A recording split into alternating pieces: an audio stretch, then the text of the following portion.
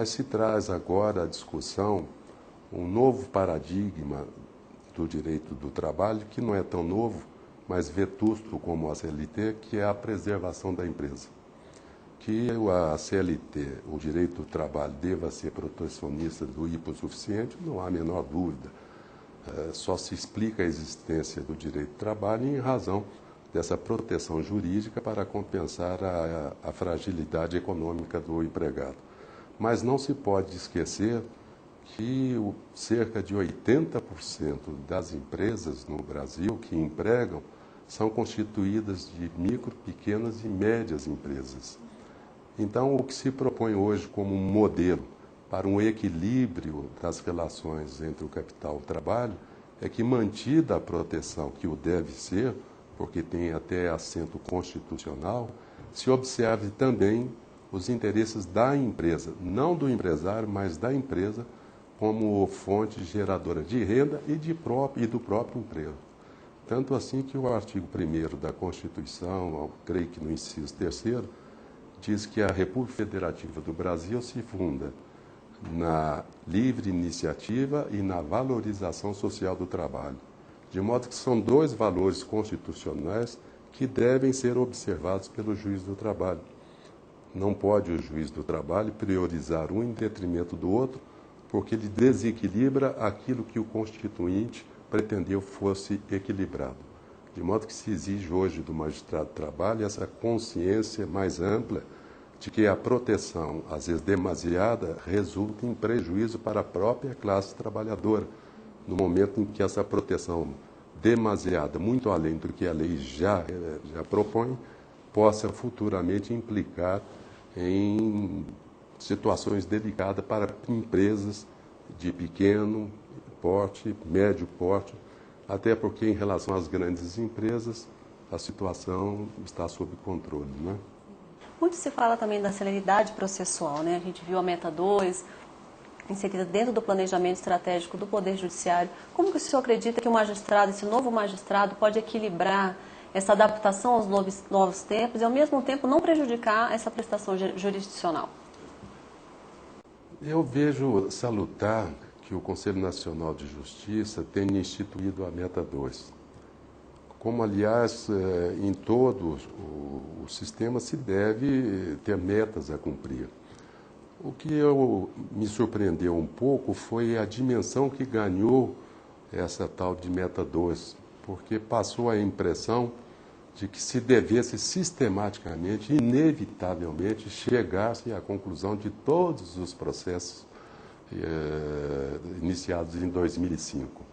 Isso cria para o magistrado uma situação psicológica de extrema angústia, porque nem sempre depende dele o rápido andamento dos processos. E como isso se divulgou de uma forma intensa na mídia, o receio é de que o juiz que não tenha conseguido atingir a Meta 2 possa ser considerado como alguém que não esteve à altura daquilo que se propôs o judiciário brasileiro. Nós sabemos muito bem que o problema da lentidão processual passa antes por uma reforma da legislação processual para eliminar esse número assustador de recursos.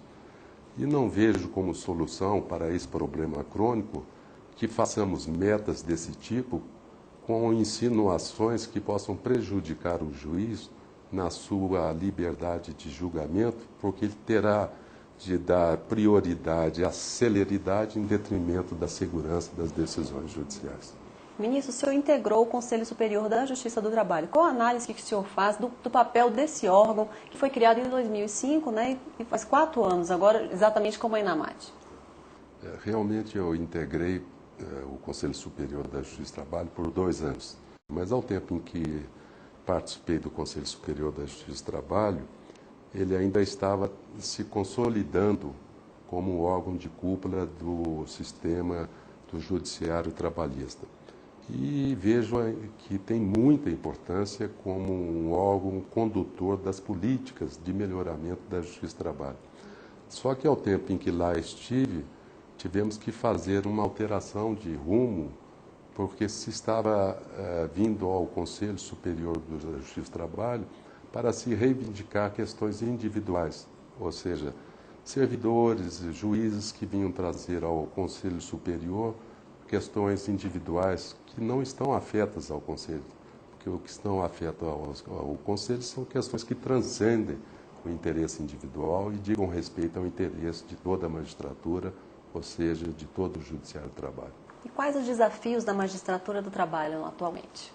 Os desafios são vários, um dos quais é a preparação dos juízes para as novas competências. Nós estamos aí com o Executivo Fiscal para as penalidades administrativas aplicadas pela Auditoria Fiscal do Ministério do Trabalho. Temos também a questão da Previdência Social. Hoje o TST, por exemplo, tem um volume enorme de recursos do Instituto de Previdência Social. Mas, sobretudo, eu acho que um dos maiores desafios do Judiciário do Trabalho é saber o equilíbrio exatamente entre a proteção que deve ser dispensada ao empregado e o sentido de preservação da empresa.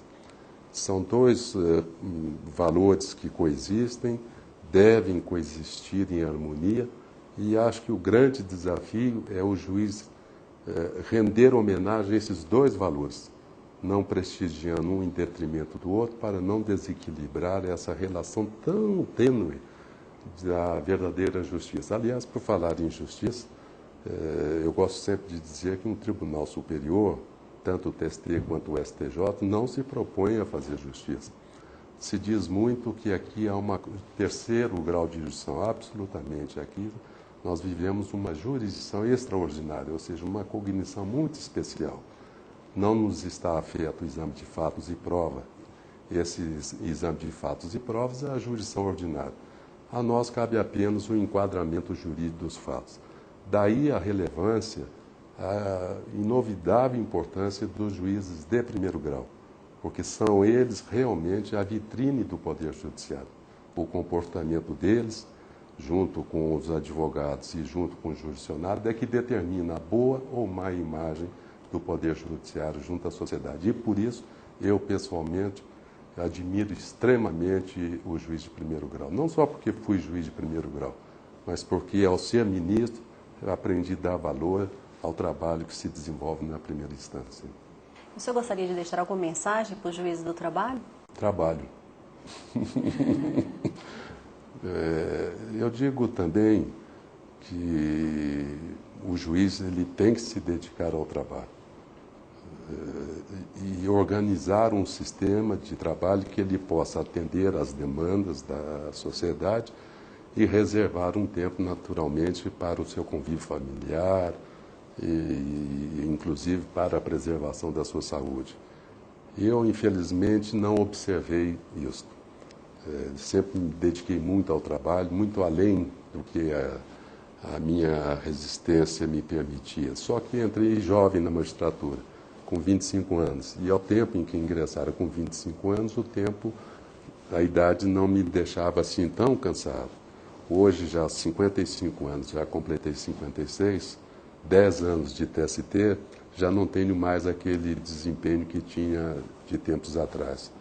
De modo que o conselho é que se organize a necessidade do trabalho com um tempo de lazer e descanso.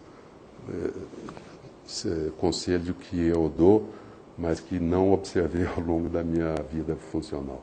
Certo, ministro, muito obrigada pela participação do senhor aqui no nosso programa. É um prazer, Viviane. Muito obrigado. Eu que agradeço. E a TV Anamata quer contar também com a sua participação. Envie sua crítica ou sugestão pelo nosso e-mail tv@anamatra.org.br. Obrigada pela companhia e até o nosso próximo encontro.